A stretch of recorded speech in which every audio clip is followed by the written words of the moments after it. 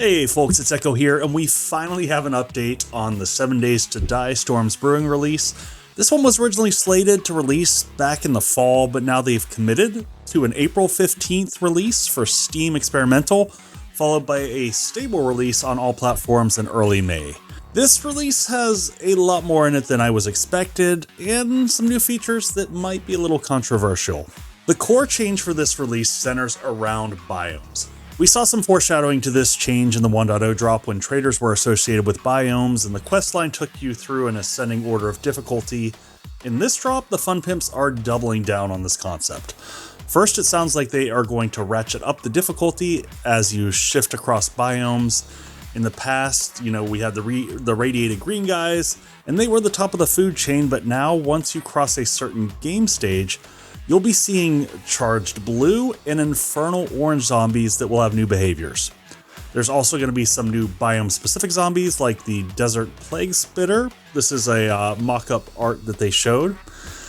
Next, they will be adding in biome hazards like smoke, heat, cold, radiation, all of these which you will have to overcome, and they aren't just minor annoyances. The forest biome is the only one with no hazards. After that, each biome will have a hazard that will likely kill you in minutes if you don't, react to it in some fashion. So to adapt and survive in the biomes, you're going to need to go through this two-step process. First, you're going to explore the biome, leveraging consumables that you can craft. I assume this will be like making coffee for the snow biome, some of the stuff that we're familiar with. Next, you're going to need to complete a number of challenges in that biome using the challenge system. Completing the challenge line will reward what's called a Biome Survival Kit. These can be equipped to your character using a new slot, which will allow you to survive in that biome. And if you're wondering if you could skip over the biomes, that is a no. As you complete one challenge, it will unlock the next in the line, so it will push you to move through the biomes in order. Now, one nice thing here that I think it was Fatal had mentioned was that as you get the updated ones, they will allow you to survive in any of the prior biomes, so you don't have to switch those in and out. Now, I know this might not be everyone's cup of tea, so I'm happy to see also that they included the option to disable this to maintain what they are calling the classic gameplay. In regards to the world itself, they've updated the trees and foliage. There are some better optimizations on the trees. I don't know if this is going to fix the frame storm caused by tree farms, but maybe it'll help out a little bit. They're also adding updated models for the burnt forest and the wasteland trees, and in conjunction, they're going to be adjusting the foliage to make it more realistic, so you'll have areas that are a little bit thicker and some areas that are thinner. Every release we get a handful of new POIs, and it looks like they are targeting 50 in this release. No specifics on the POI tiers, but they do call out a greater variety in terms of wilderness POIs. Also, some of the new POIs are designed specifically for the new zombie feature that they are implementing. And this is one that they talked about prior to 1.0, but they are adding the ability for zombies to spawn and navigate through 1 meter spaces. I believe this one is going to have a huge impact on some of the horde-based design, so very curious to see how this one plays out. Also, it sounds like they reworked some of the older, large POIs to use this, so you might have some surprises in your old haunts waiting for you. If you've been around a while, you are no stranger to perk updates, and this one sounds pretty interesting. First, there's a new general perks tab. For this one, you won't have any prerequisite in terms of attribute level. Next, they are expanding the number of perks to 10 per attribute. Currently, they have about half with 9 and about half with 10. With some going over to the general tab, that means we're going to get a handful of brand new perks as well as new mastery perks for each attribute.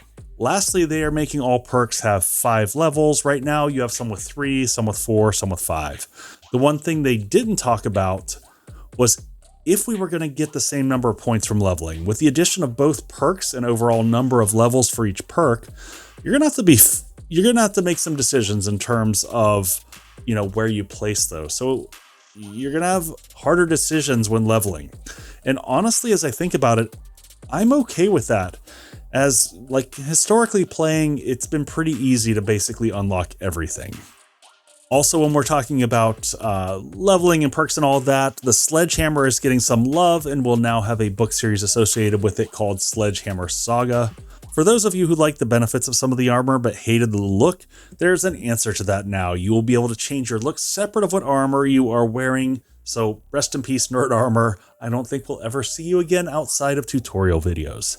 In conjunction with this, they'll be releasing cosmetic DLC options as well as new Twitch drops to unlock cosmetics. I know lots of people have opinions on DLC for cosmetics. I personally am excited to see this. Just to have a variety of looks for our characters sounds great.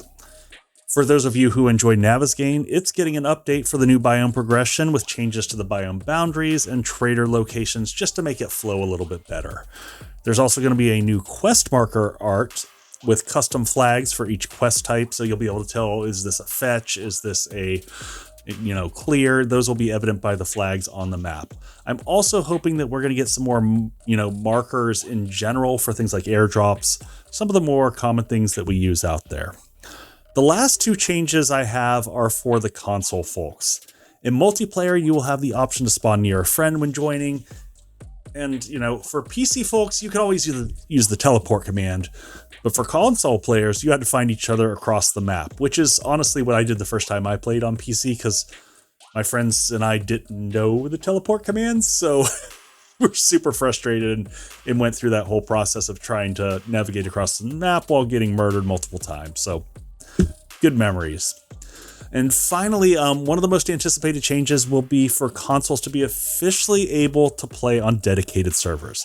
Now, this one is contingent on passing certifications with Microsoft and Sony, so this could easily push out and really isn't in, the fun pimp's control. So those are the changes, folks. We'll be looking for that experimental release around April 15th. Until then, take care. Cheers. Hey folks, I tried to do that one a little bit differently than normal update videos. Hope you enjoyed that. Apologies, audio was a little bit up and down. I am working on that. As always, huge thanks to all the folks over here, and I'll see everyone on the next one. Cheers.